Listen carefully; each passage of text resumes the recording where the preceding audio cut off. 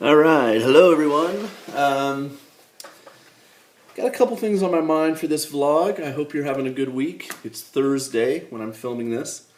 I'm in my office. I just finished my day of work. I'm about to leave. I have to go grocery shopping tonight before I go home. So this must have happened to you. It happened to me today. It was really frustrating. I know I got a message from a viewer who was a dad, and he said some general nice things. But he also mentioned that his daughter, who's 8 years old, is a fan and she likes to watch my videos for some reason. Or maybe she likes certain videos or something. So I had all prepared to kind of make her a little shout out video. I had a little Hello Kitty book I was going to show her and some Pokemon. And I was going to do this video about Japanese gestures that I got from this book. And I can't find his frickin' email. You know, I looked in my Facebook page, private messages, messages posted to the page. I looked in Myargonauts at Gmail, where some people sometimes send me an email.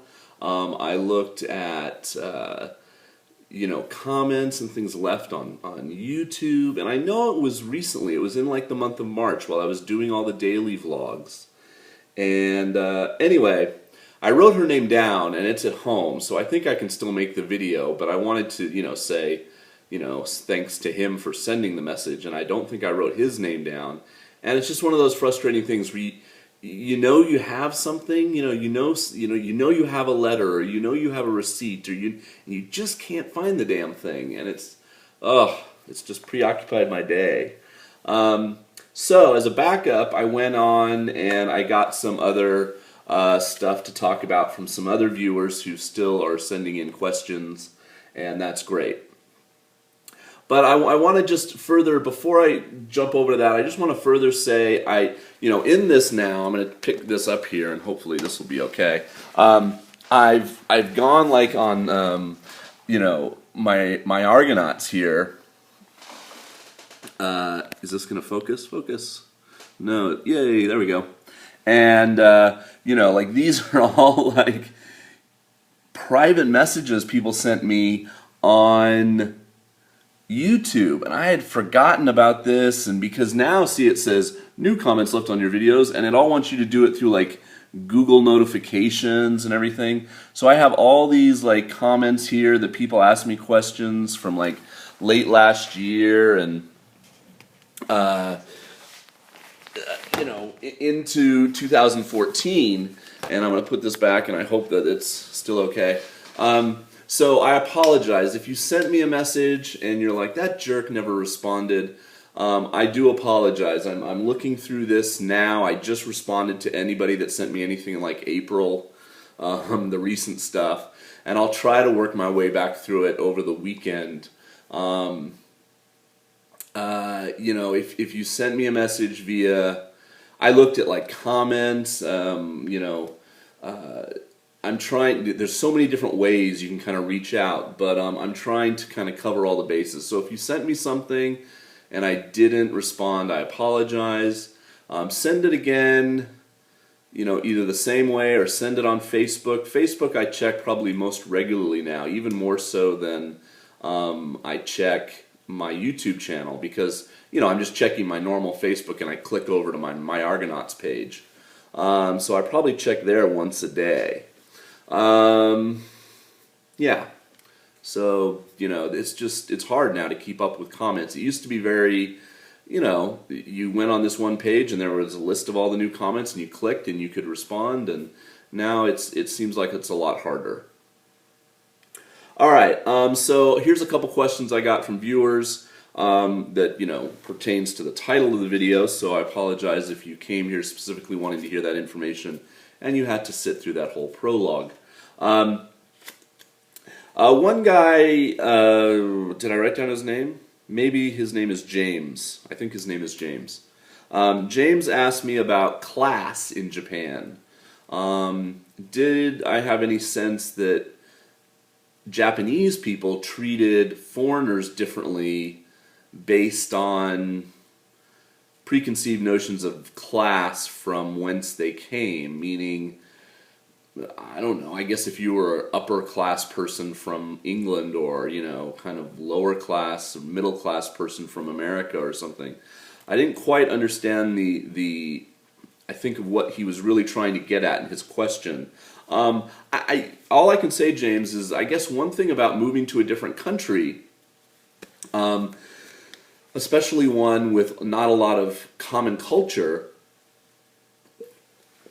like Japan and America or Japan and England, is that you can kind of reinvent yourself. Let's face it. There are plenty of J-vloggers who are on YouTube, who that back in their home country they would be kind of dweeby and geeky and whatever, and they come over here and they're treated differently because they're a foreigner. And that can affect them in different ways. There's no you can basically any backstory, any baggage that you come with, you can discard when you get off the plane in Japan. You can reinvent yourself in a lot of different ways, and I don't know how a Japanese person would be able to perceive any kind of class separation. The way we would perceive it amongst ourselves, like if I met another American, the way they hold themselves, the way they speak, accent, regionalness, these kinds of things, that all, I don't think any Japanese person would be able to pick up on that. They would have to have lived abroad in a culture to understand those nuances. So I don't think that really plays into anything. If you're a douchebag in your home country and you come to Japan, it's not going to rid you of being a douchebag, probably. You're going to be a douchebag here and people aren't going to like you. If you're a good person where you came from or whatever, you can come here. If you're a good person, people will respond well to you. Those kind of things don't change. I guess that's kind of what your question was about. I hope that answers it. All right. Stefan asks, do I have some concerns about living in Japan, especially long term? And he points to three things. He points to the ongoing crisis in Fukushima, the Japanese economy and the Japanese yen, and foreign relations between Japan and China. And I'll tell you this, yes, all of those things concern me. And as a resident now of Japan for 9 years, and planning on staying here for quite a few more, I want Japan to be a good place to live and a good country, etc. But at the same time, when I don't know how to say this without it sounding a little arrogant, but there's a bubble in a way that you live in if you are an expat in Japan. And especially I think if you work in the education industry, you're a teacher of some sort, and it can be on various levels, you're sort of insulated. The job market, as it were, once you get the job, as long as you're competent and good at it, professional, do your job, do it well, you're going to probably find it fairly easy to continue employment here. So the woes of the economy that perhaps are affecting other sectors of the job market, or recent new hires, or salarymen now finding themselves without lifetime employment anymore, etc., really don't affect teachers as much, because Japan is always looking for new teachers, and if you're already here and you're good at it, I think you can always get work. Now, I will say that the salary has changed. I mean, at one point, you would look on Ohio Sensei, for instance, a popular website for teaching job listings, and it would be common for it to be, say, 30 mon to 35 mon a month. So $300,000 to $350,000 dollars. Wouldn't that be nice? Yen a month to be a teacher. of various level, not university level, but at an Eikaiwa school or an ALT. And now you often see those same jobs listed at 25 mon a month. So they are paying teachers less. And obviously the cost of living is going up a little bit in Japan. We've recently had that tax hike I talked about, and things in general just get more expensive, don't they? So it does affect us a little bit, but I guess I don't worry about my ongoing employment.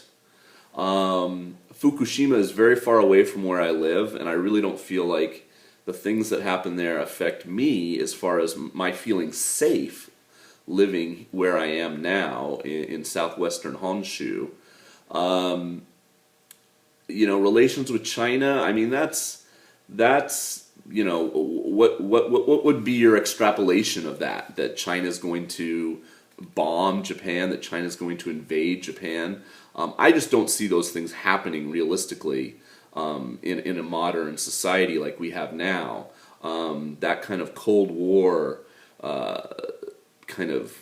paranoia is different now, isn't it? I worry much more, I guess, of something like that kind of Crazy 8 thing happening from North Korea than I would say China. But certainly, I mean, there could be an altercation between China and Japan, say in the waters around these islands that are being disputed, and that could lead to aggressive posturing, and Japan certainly wants to spend more on their military, etc., and revise their constitution possibly to allow more military spending, which would be a bad thing in my opinion.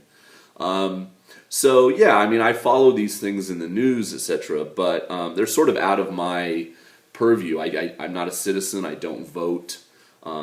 Nobody's asking for my opinion necessarily in Japan. I kind of keep my eye out. I mean, Hiko Simon talks a lot about politics and stuff and the way it can affect the country. But I'm more concerned that the country take care of the people that were affected by the disaster, find a way to encourage more people to immigrate here, loosen its immigration rules so more foreigners can come and be active members of society, contributing members, encourage young people to go abroad and not be so insular. There are things that Japan needs to do, I think, to regain some of its prestige and power in the world. And it definitely needs to have good relations with China and Korea. I mean, those three countries in Asia are very important. So yeah, I mean, as far as like Abe, Prime Minister Abe trying to reevaluate the yen and stimulate the economy and stuff. I mean, I look at these things from sort of outside, and I try to if somebody were to ask me and actually want my opinion. Maybe on campus a professor is like, well, I wonder what the foreign professors think of what's going on. I would certainly, try my best to be informed and have an opinion. It's not like I live here, but I don't care at all about what happens in Japanese politics or anything. But to be honest, my little corner of Japan, where I'm a teacher and I teach at a university, and every year we're going to get new students, and those kind of things, those rhythms of life, for me really just don't change so much. And I'm not working for a big company or that could have something happen to its stock or have to recall a model or something this or that. So my position, I feel, is fairly secure. My part of Japan, I feel very, safe and comfortable. So I hope that answered your question. Okay, hopefully that's less than 15 minutes. Like I said, I will try my best to answer comments, etc., etc. Thank you so much for asking me questions and leaving comments.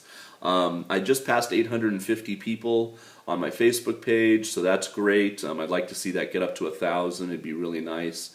By the summer, so I know that I can really reach out to people and tell people about new vlogs, etc. when they happen, and all the subscribers, who have stuck by. It's amazing that I'm coming up on my 10-year anniversary soon in Japan, we'll talk more about that later. Anyway, I hope to God I can find this little girl's name and other information and do this video for her, because I had a good plan for it. I'll probably film that tomorrow. So look for this one first and then another one soon after. Thanks as always for watching, guys.